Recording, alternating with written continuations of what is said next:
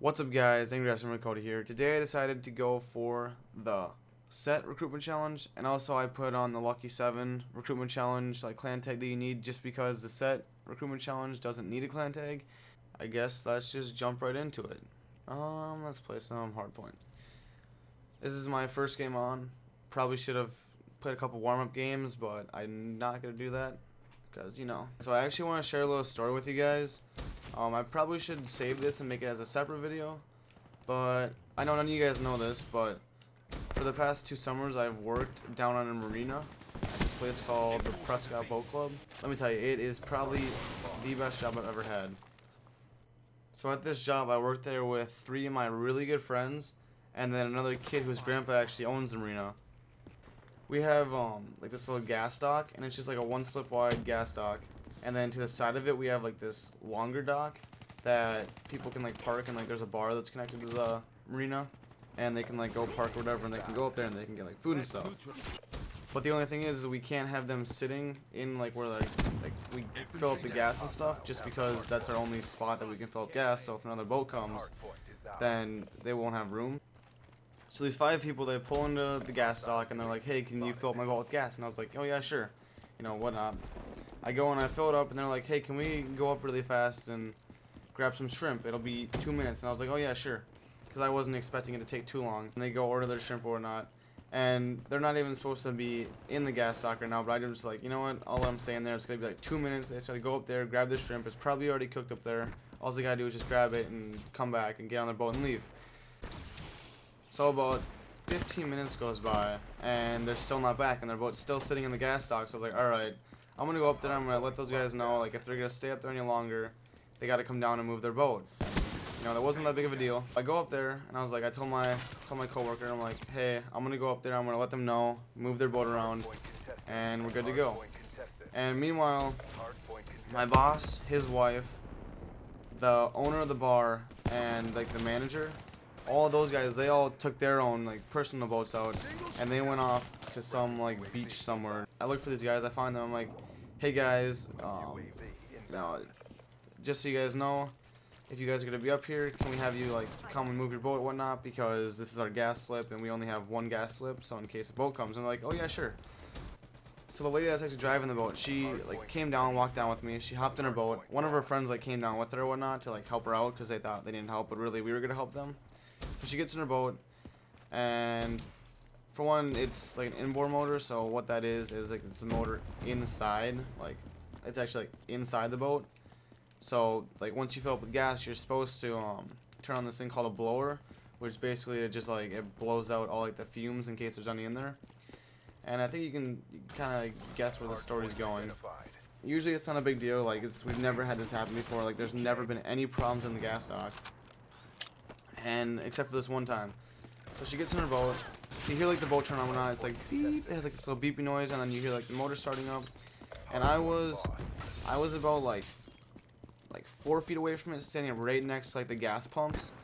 And my coworker, he was actually like a foot away from the boat.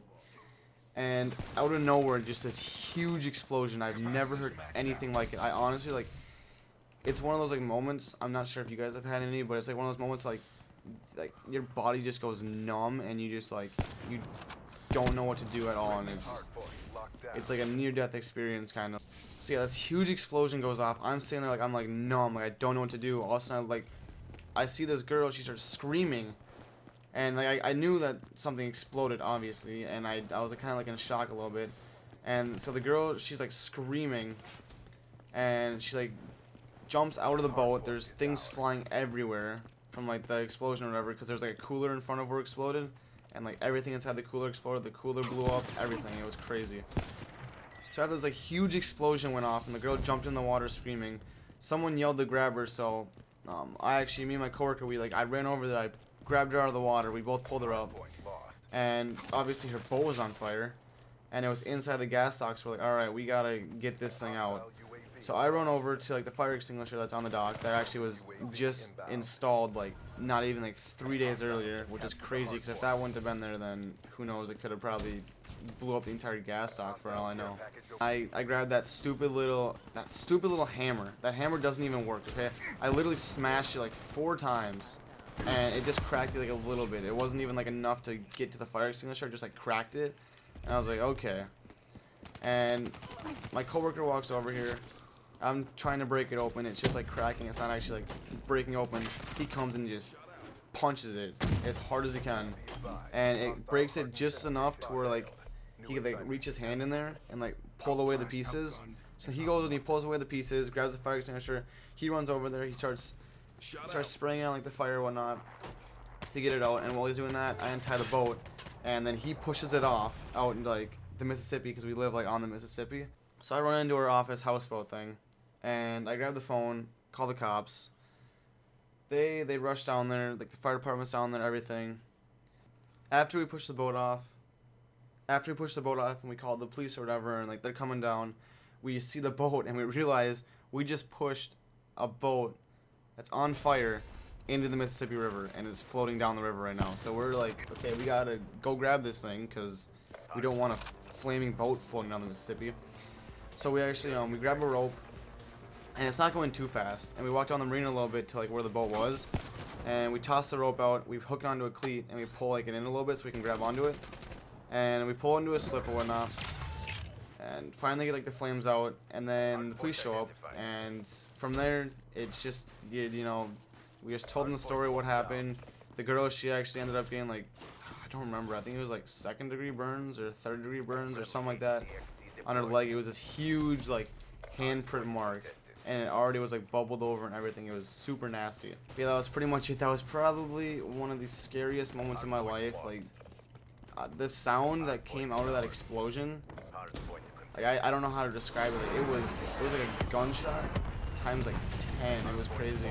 So what actually happened, like how it exploded, we found out later from the cops that her boat was pretty old to begin with, so there was like some cracks and stuff in it. And when we filled it up, like some of the fumes, they like somehow got into like the speaker system, and when they turned it on, like a little spark happened and it just blew out a speaker. And actually what happened was there was I think I mentioned this earlier, there was a cooler in front of the speaker, and the cooler like exploded. There was nothing left of the cooler except for pieces.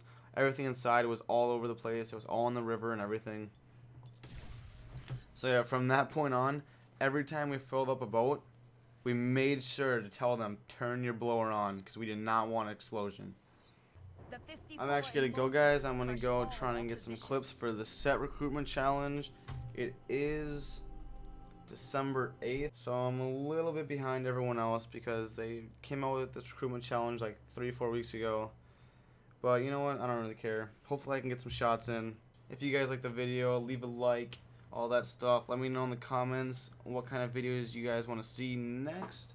Hopefully you guys enjoyed the video. If you guys did, all that stuff, blah, blah, blah. I already mentioned that. Alright, peace.